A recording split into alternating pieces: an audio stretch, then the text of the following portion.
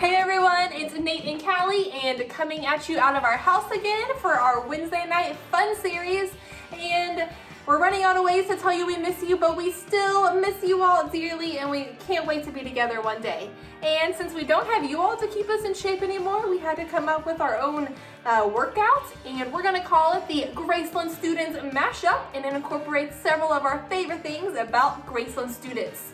And Nate's in his work clothes, I'm in my work from home clothes, so just roll with it. Nate, get us started. All right, so just like we start every single Graceland event with the interlude, we're gonna start with the warm-up from the interlude. So it starts with warming up your hands. So kind of start jumping a little bit, just get those hands going.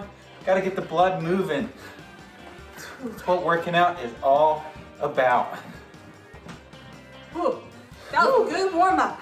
So here for the real workout, it is 6 rounds and 1 minute on, 30-second rest, and you're gonna do 3 rounds of all of that. So 6 moves, 1 minute on, 30-second rest. For the first move, it is dodgeball moves. Y'all know at Graceland, we play lots of dodgeball and we gotta get ready. So work on your dodging.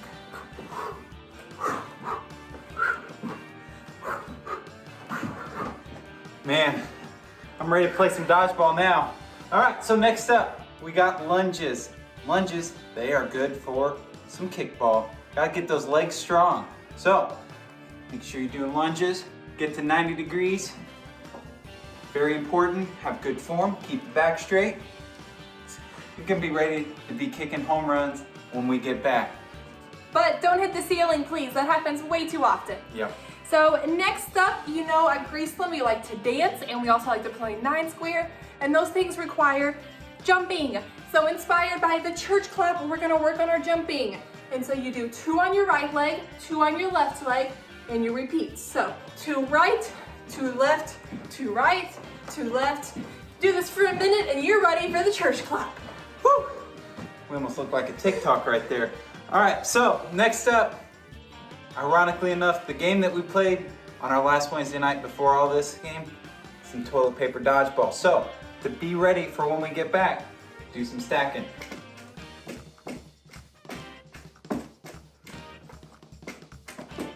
All right, we're gonna win.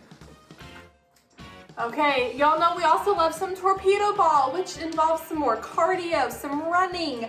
And to get us ready for that, we're gonna do some jogging in place. Let's go. Get those ankles up high. Get your knees up high. It's kind of hard, I'm wearing my work boots. Whew. Your own loss. It is.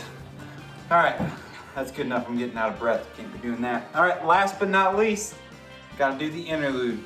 Y'all know what this is.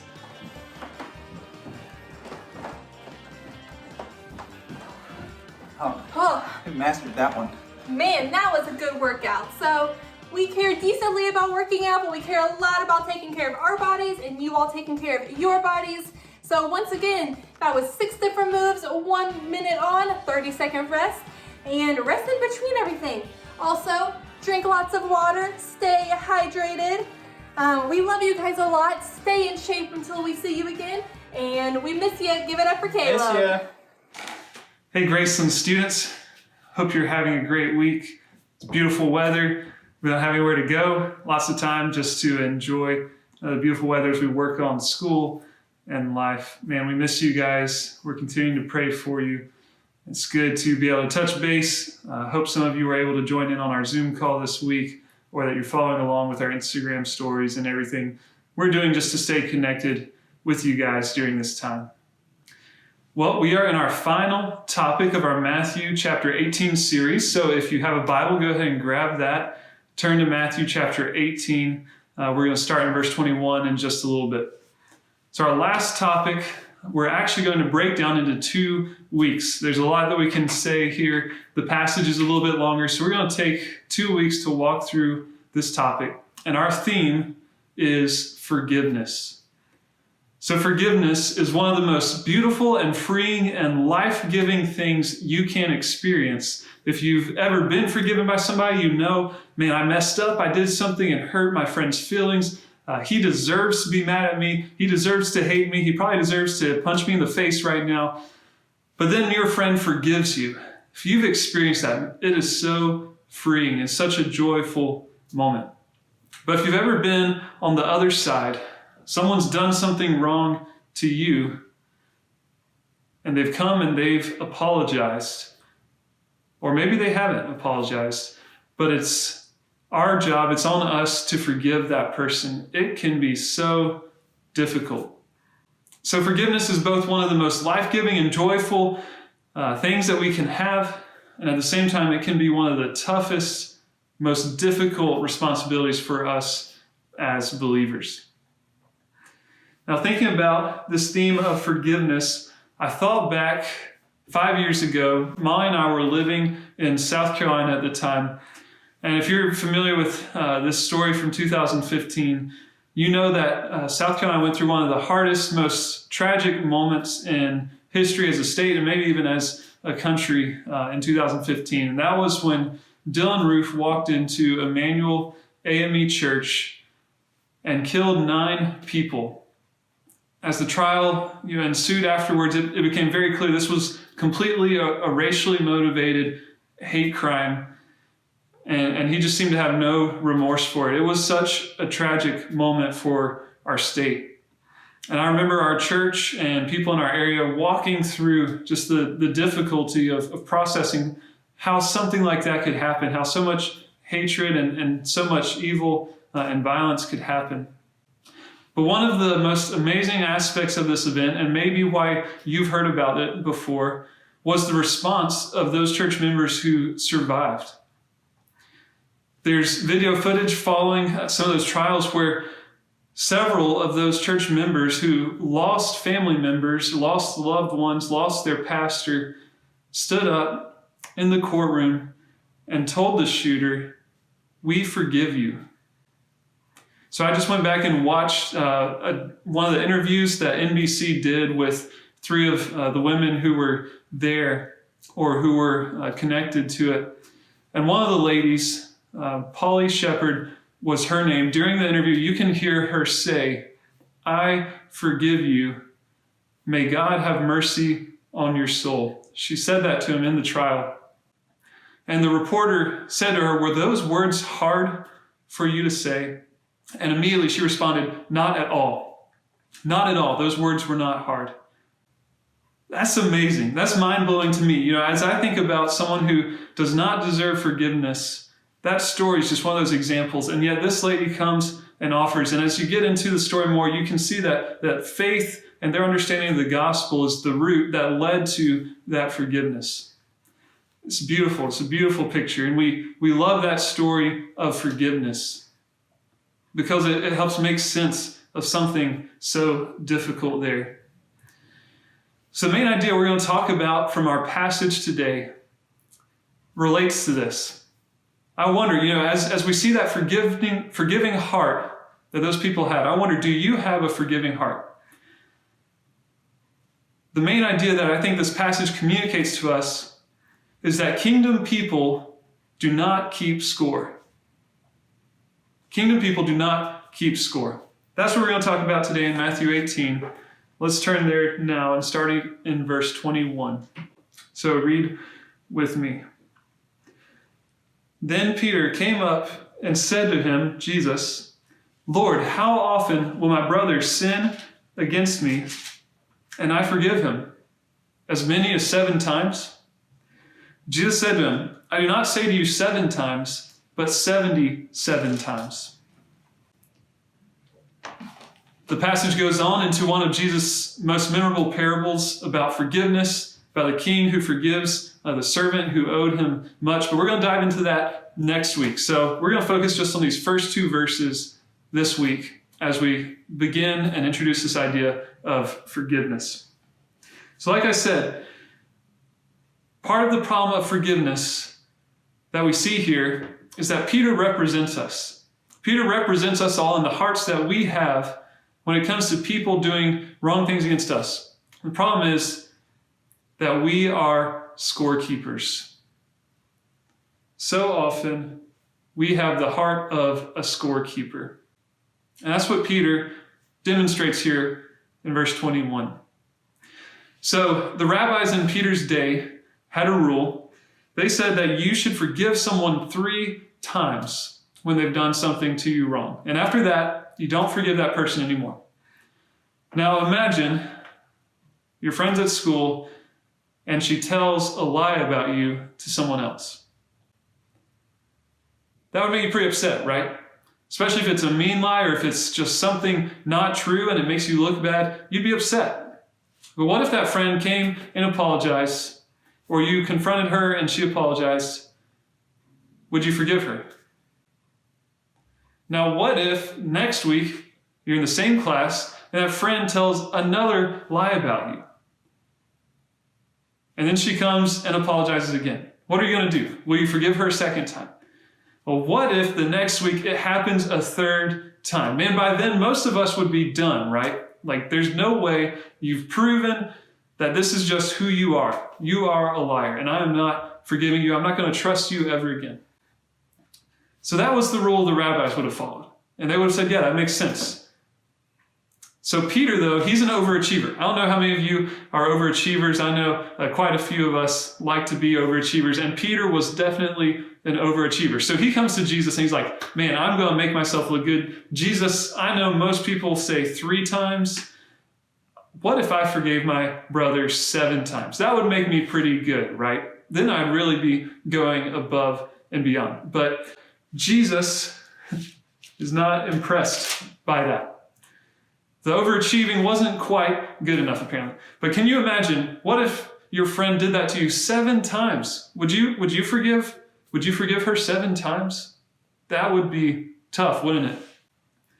You see, Peter is keeping count. He's keeping score right here.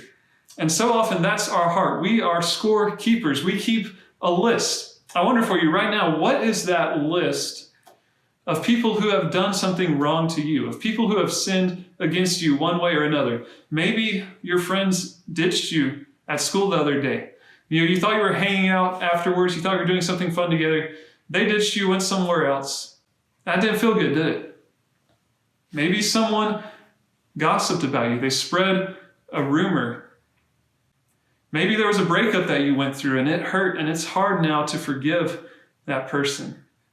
What is your list? Because I know when we keep that list of rights and wrongs, what that people have done to me, it weighs on me. You know, scorekeeping, holding grudges, it just leads to bitterness, doesn't it?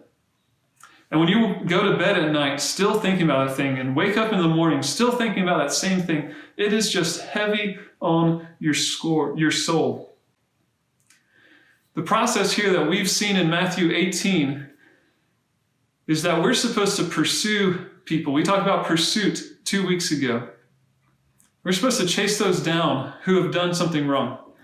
And not only do we pursue them, we confront them about what it is they've done wrong. We talked about accountability and how important that is. Well, now we see here that chapter 18 has been building this whole time to the climax of forgiveness. Now, when you confront your friend, when you confront him about the sin he has done, and if he apologizes and repents, now it's our job to forgive that person. But Peter asked, how many times do I have to do that? Because he was a scorekeeper. Jesus' point here that we're getting to is that kingdom people do not keep score. Kingdom people have forgiving hearts. We are forgivers, not scorekeepers. So when we are forgiving, we will walk through that cycle no matter how many times we have to for that relationship to be made right. We'll walk through repentance, pursuit, accountability, and forgiveness over and over again. And we do it out of a heart of love. So the first lesson we talked about was humility. The number one thing that gets in the way of forgiveness is pride. You hurt me and I deserved better than that. And now because you hurt my feelings, I am not forgiving you. Now, we would never expect the same thing, right? If I did something wrong to someone, which I have, probably even this week, and I needed forgiveness, I would expect that someone would give it to me, right? If I humbled myself enough to ask, to apologize, to repent, I would expect them to forgive me. And yet that's not what any of us deserves, is it? However, we've seen that the process of Matthew chapter 18 leads to forgiveness time and time again. So kingdom people do not keep score. Have you forgiven someone 3 times? Have you forgiven someone 7 times? We see in this chapter, Jesus now says, no, kingdom people forgive 77 times. Now, as his point, all right, I've been working on this list. You're getting into the 60s right now. You better watch out. Oh, now we've reached the 70s. Guess what? We just hit 78. We're done. We're through.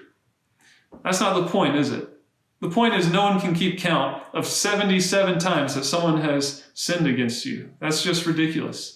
So the point here is that kingdom people do not keep score. We don't keep that list of how many times someone has hurt my feelings or done something wrong or sinned against me. And we love this. We know that forgiveness is a beautiful picture. You know, when you think about movies that you like, what's the storyline? What's the plot line? Do you prefer movies that end in revenge? Maybe thinking about Gladiator or thinking about John Tucker Must Die? Just kidding. I've never seen that. I have no idea what that's about, and you probably haven't either because it's old. But do you love movies that end with revenge or movies that end in forgiveness? Think about the Black Panther. In the last scene, just kidding, I won't spoil it for you, but if you've seen that movie, you know it's a beautiful storyline, isn't it? We love stories of forgiveness, and we love those movies. It's because it speaks to our hearts that we need forgiveness and we need to forgive others. Now, you might wrestle with this idea that I'm supposed to forgive someone endlessly. If they keep coming back and apologizing, I keep forgiving them. Am I going to be taken advantage of? Is that going to happen if I keep that attitude and that character that just forgives? My answer would be yes. People are going to take advantage of your kindness. When they know that you are humble, that you are gentle, that you are forgiving, you're probably going to be taken advantage of. Why would we be willing to do that as Christians? Why would we be willing to be so forgiving that others might even take advantage of us? Well, next week, we're going to get into that idea. We're going to see the second part of forgiveness, and we're going to walk further into this passage with the parable that follows. But I want you to think right now, kind of as we wrap up, who has sinned against you? Who has hurt your feelings in a way that is just difficult to forgive? I don't know what you might have experienced in the last week or the last month or the last year. I know that some of us have been through difficult things. And when I think about some of the things that you guys have experienced, I know it can be hard to forgive. It can be hard to let go of those things that have happened to us. But our prayer as Christians is that we would have the forgiveness of Christ, that we would be able to let go of those things and to trust Jesus with them. So we're going to have a couple questions now to help us think about forgiveness a little bit more. And you can either comment in the comments here on our YouTube page, or you can text a friend or a small group leader or someone else from church. I'd love to hear your thoughts or ideas too. Feel free to send me a message. But 2 questions for you to think about. First, what is something that I have been forgiven for? What have I done that someone has forgiven me? Second question, how can I start to let go of a grudge that I have been holding on to? What is one step I can take to let go of a grudge I've been holding on to? Thanks for being with us tonight. We miss you guys. We look forward to seeing you soon. Tune back in next week for the second part of our study of forgiveness. We love you guys. See you later.